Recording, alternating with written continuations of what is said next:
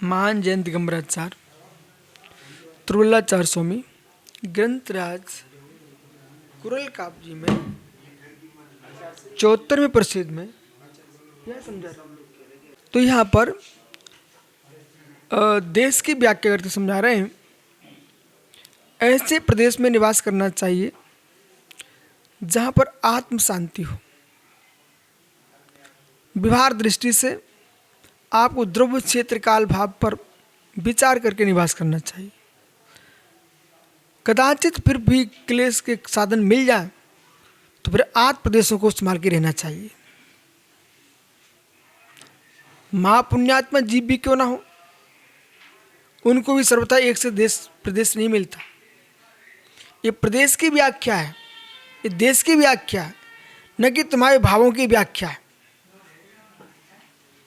प्रदेश उज्जवल होना चाहिए, लेकिन विपाक कर्म के विपाक को कौन टाल सकता है। श्री राम राजकुल में जन्मे, स्वयं बलभद्र होने पर भी ऐसा समय आ गया कि कैकेयी ने अपना वरदान मांग लिया, राम को राज्य छोड़ के जाना पड़ गया। तब भी अपने धैर्य को नहीं छोड़ा।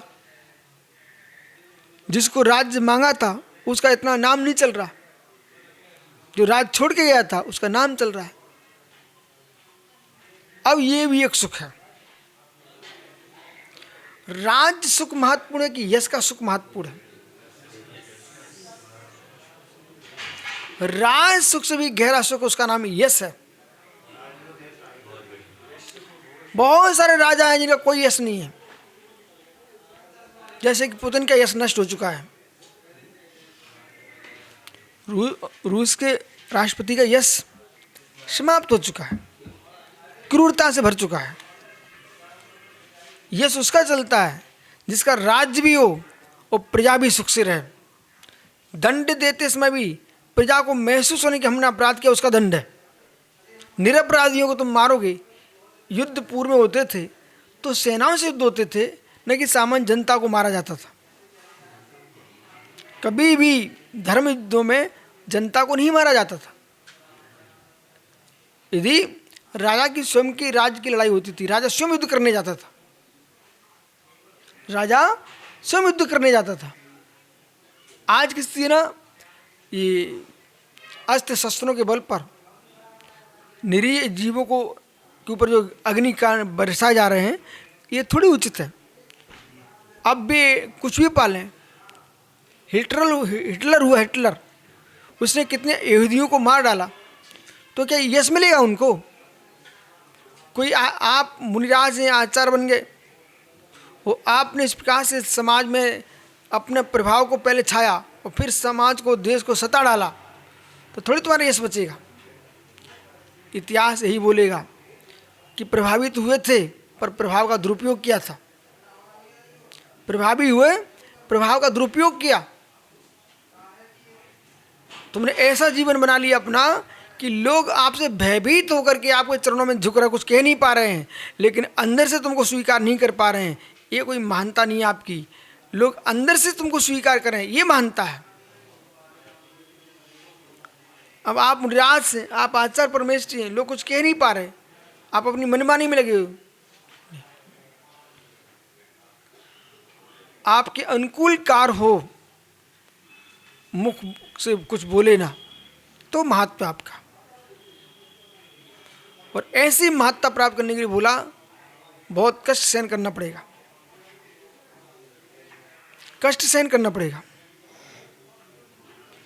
आपके अंदर सामर्थ्य नहीं है, आप कष्ट में हो, तब भी दूसरे के सामने अपने कष्ट को व्यक्त नहीं करना, ये साधु पुरुष का धर्म है। यदि महात्मा लोग ही अपने कष्ट व्यक्त करने लग गए तो सामान्य जनता कहाँ कष्ट अपना दूर करने जाएगी। यदि एक साधक पुरुष कहता है हमारे भाव बहुत खराब चल रहे हैं, तो जो श्रावक के भाव खराब चल रहे थे वो आपके चरणों में आकर अपने भावों की विशुद्धि के लिए आया था, वो उसी विषय का तुम्हारे भाव खराब चल रहे हैं, तो बेचारा क्या सोचेगा। जो कर्म ग्रस्त करके, अपराध को करके, क्लेश को प्राप्त कर क्षमा मांगने आते हैं, प्रायश्चित लेने आते हैं, वही कर्म आपने किया, तो आपको देखकर श्रावक क्या सोच पाएगा। और विशाल बेटा रुतबा दिखाने के पूर्व रुतबा के जीवन बना लेना चाहिए। रुतबा दिखाने के पूर्व आप अपना जीवन रुतबा जैसे बना लीजिए, लेकिन अभी मत दिखाइए, पहले थोड़ा स्थिरता पाइए, थोड़ा स्थिरता पाइए। इसलिए आगम क्या बोलता है, उस स्थान पर दीक्षा लेने जाओ पंडित जी जहां पर जिसे तुम गुरु बनाने जा रहे हो उसके अंदर स्थिरता है कि नहीं। 4 दिन की प्रभावना दे करके किसी गुरु नहीं चुन लेना चाहिए, उनका भविष्य भी देखना चाहिए, अपना भविष्य देखने के लिए। गुरु का भूत भी देखना चाहिए, गुरु का वर्तमान भी देखना चाहिए, अपना भविष्य देखने के लिए। गुरु का भूत भी देखना चाहिए, गुरु का वर्तमान भी देखना चाहिए। क्यों? क्योंकि आपका इसी से भविष्य बनेगा। एक नियत समय तो कर ही लेना चाहिए। देख लिया तो अच्छी बात है। तो यहां पर कह रहे हैं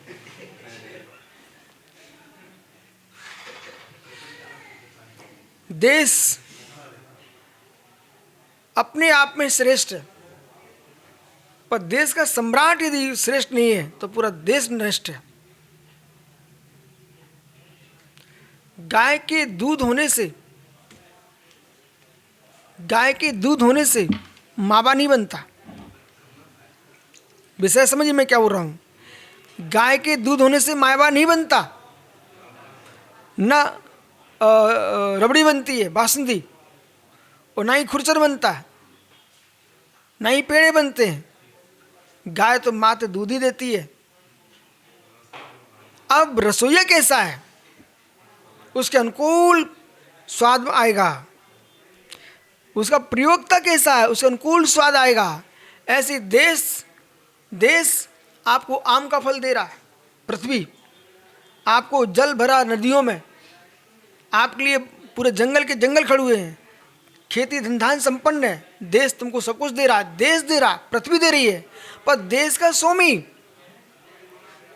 स्वामी यहाँ के गेहूं, यहाँ की सामग्री बाहर भेज दे और चीन से गोबर मंगाए सुअर का।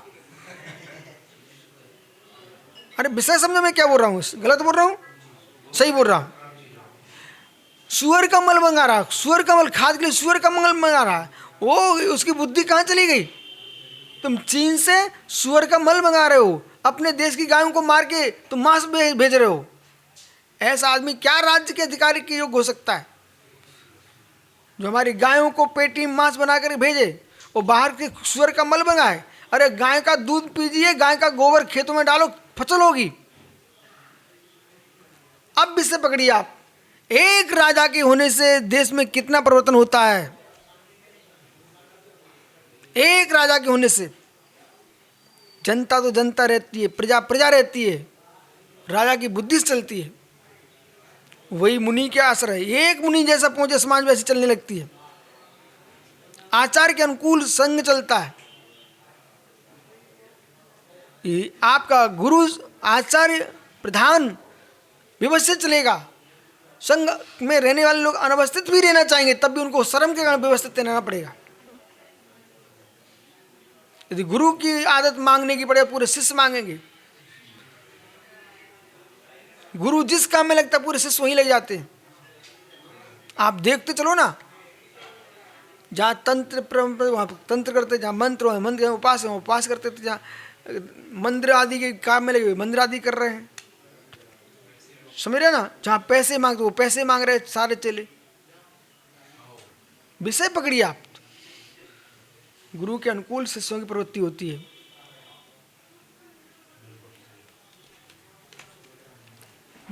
और इसलिए ऐसा गुरु चुनना चाहिए जिसका यश हो, चारित्र हो। ऐसा देश चुनना चाहिए, राजा धर्मात्मा हो और देश में पानी हो। राजा धर्मात्मा हो, देश में पानी हो और साधु पुरुष रहते हो। ऐसे संग में रहना चाहिए जहाँ पर अनुशासन भी हो, चारित्र भी हो, यश भी हो और अध्ययन करने कराने की व्यवस्था होना चाहिए। जिस संघ में अध्ययन की व्यवस्था नहीं है उस संघ में कभी दीक्षा नहीं लेना चाहिए। ये आगम वचन है। करोगे क्या? गृहस्थ तो अपने घर के काम करके समय निकाल लेगा, लेकिन साधु क्या करेगा? फिर वो गृहस्थों के काम करेगा। जो आचार्य अपने आप में मौन बैठे हुए हैं, शिष्यों को पढ़ा नहीं रहे, लिखा नहीं रहे, तो शिष्य दूसरे काम में लगे हुए हैं, दिन कैसे निकालेंगे? पंडित जी, हर व्यक्ति की प्रज्ञा नहीं चलती लिखने में, हर व्यक्ति की प्रज्ञा नहीं चलती तपस्या करने में। बोलो साध्य सागर जी, आराध्य सागर जी। सिंधु, जिसको जीव को मोक्ष के प्रति तीव्र अनुराग होगा, ऐसा ही जीव मायाचारी रहित निष्काम तपस्या करेगा, निष्काम तपस्या करेगा। लौकिक कोई इच्छा नहीं है, मात्र कर्म रहित होना मुझे, वो तपस्या करेगा। बराबर? जिसके अंदर कामना भरी हुई है वो तपस्या भी नहीं कर पाएगा।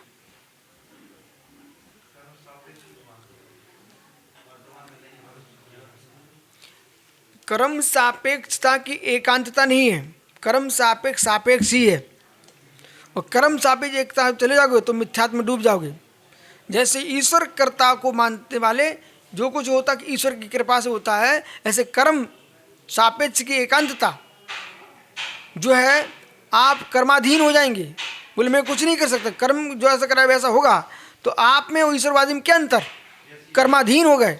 इसलिए नहीं महात्मा जी, सुनिए मेरी बात को, हम जो योग्यता मानते हैं उसकी जो योग्यता है, उस योग्यता को हम बदलना भी जानते हैं। औदैहिक भाव है, औदैहिक भाव को आप संक्रमित कर सकते हो कि नहीं कर सकते हो? यदि नहीं कर सकते हो ना, तो आप लोगों को सुबह से प्यास लग रही है, अभी 9:30 बज रहे हैं, तब भी तुम लोग पानी पीने नहीं गए। जितने मुराद हो ऐसे बैठे हमारे पास, और जो गए हैं वे अपने आप को अयोग्य हो गए, सो चले गए, अयोग्य हो गए, वो सहन नहीं कर सके इसलिए पानी पी के आ गए।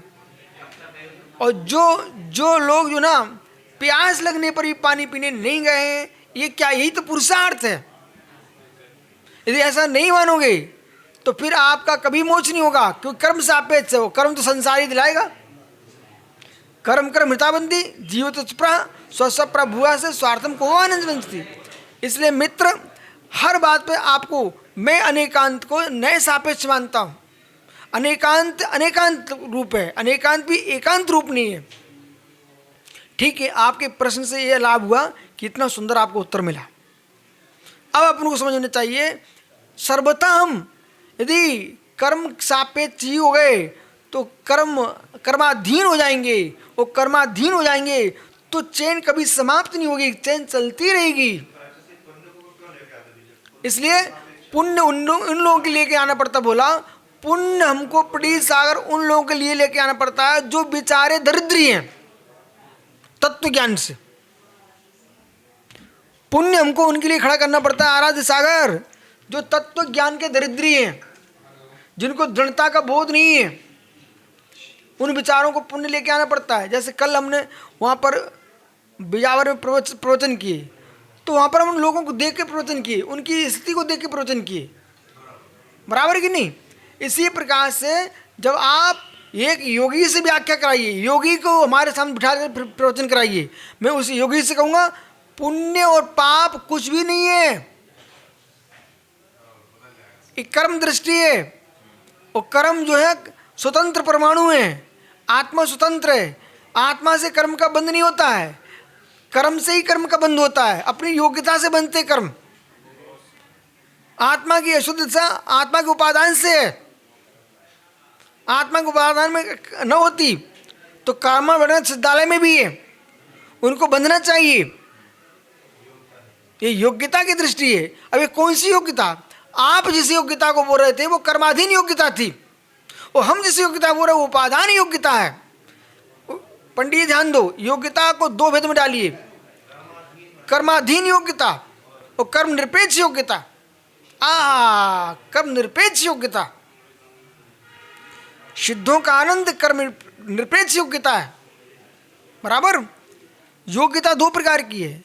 आप जो योग्यता की व्याख्या कर रहे हो वो हम यूं कहेंगे स्वावर्ण शिवोपम लक्षण योग्यता प्रतिनिमर्तम व्यवस्थापित, ये सूत्र कर्माधीन योग्यता की व्याख्या करता है भाई। और योगी का जो आनंद है कर्म निरपेक्षता से, हम कर्म को ही लिए बैठे रहेंगे तो योगी आनंद ले ही नहीं सकता। अब चलिए कैसे, राजा राज्य करते हुए भी प्रजा से निरपेक्ष होता है तो अपने आनंद को ले पाता है, और राजा राज्य की ही चिंता करता रहेगा तो राजा को अपने राज्य पने का आनंद कभी नहीं आएगा। ऐसे मुनिराज उपदेश दे रहे हैं, संघ चला रहे हैं, आचार्य परमेष्ठी चलाएंगे, लेकिन एक क्षण को संघ से निरपेक्ष होंगे तब अपने साधुपने का आनंद ले पाएंगे। 24 घंटे संघ में चिपते रहेंगे तो उनको अपनी आत्मा का कोई आनंद नहीं आएगा। इसलिए आचार्यों को एक नियत समय तक तो आचार्य तो रखें, लेकिन 24 घंटे अपने आप को मुनि बना के रखें। और मुनि बना के नहीं रखेंगे तो उनको अपनी साधना का कोई आनंद नहीं आएगा। मैं भी मुनि हूं, साधु केवल नानी, चलो भैया उनको बोल। इसलिए न जात शत्रु न जात शत्रु यानी न लुप्त श्रियो ही जात चितः जात व्यपिनायन्यथा पूर्णो सा देशो रत्न संनिभा। आहा, वो रत्न, वो देशों में देश रत्न है, वो देश रत्न है। कौन सा देश? न जात शत्रु, जिस देश के कोई शत्रु नहीं है, अपने आप में इतना बलवान है कि शत्रु दूर से भयभीत होते हैं, जिस कोई शत्रु नहीं है। न जात शत्रु ये लुप्त श्रीयो ही जात चित, और जो कदाचित उसके शत्रु हो भी जाए, श्री उसकी लुप्त भी हो जाए, तो जिसके यहाँ मालूम जात तो अन्यथा पूर्ण या देश रत्न है। माना कि कोई शत्रु हो गया, राज्य पर किसी ने अधिकार जमा लिया, अचानक युद्ध हो गया, लेकिन खेतों की धान्य संपत्ति नष्ट नहीं होना चाहिए। जैसे कोरेना चला परंतु खेतों की फसल में कोई कमी नहीं आई, उससे मालूम बड़ा लाभ हुआ। लोग कम जरूर हो गए लेकिन भोजन कम नहीं हुआ। अपन चंडी में थे, बाकायदा कैसे खेती भरी हुई थी। तो जो देश शत्रु के हाथ से कहीं बेध्वस्त न होता हुआ, वो तो अच्छी कदाचित हो भी जाए, तो जिसकी पैदावार यानी खेती थोड़ी सी भी कम न हो, वो देश जगती पर मालूम रत्न, और देश जगती पर रत्न के समान है। जिस देश में धन धान्य हो, और धन धान्य हो, गोवंश हो, गौवंश होना चाहिए। और गौवंश यहाँ पर पंडित जी क्या है ना, गौ एक उपलक्षण है, जो गमन करे सब गौ,